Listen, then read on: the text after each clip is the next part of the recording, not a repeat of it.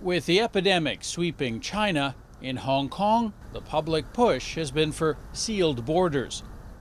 A kind of self-quarantine from the mainland that the Hong Kong government has been resisting.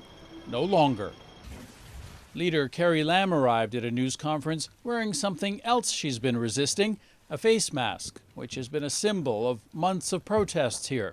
Given the gravity of the epidemic, she says, we need to reduce the flow of people from the mainland. So, trains and ferries into Hong Kong will be cancelled, flights reduced.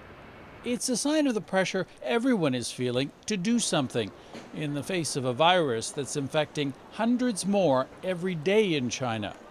In Wuhan, the epicenter of the outbreak, the rush is for foreigners to get out after almost a week of lockdown. Americans like Jacob Wilson, who spent today trying to get on the passenger list for a U.S. government charter.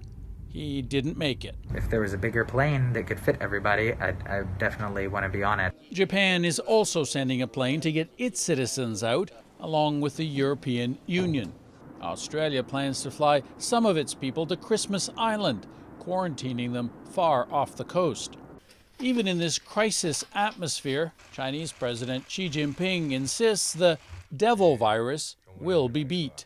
The Chinese people, he says, are now in a serious battle against the epidemic. Xi met with the head of the World Health Organization, who has been praising Beijing for its handling of the crisis. And yet, more than a month after the first infections in Wuhan, there is no end in sight, no sure way to slow this virus, which experts say may not peak in China for weeks. Sasha Petrusik, CBC News, Beijing.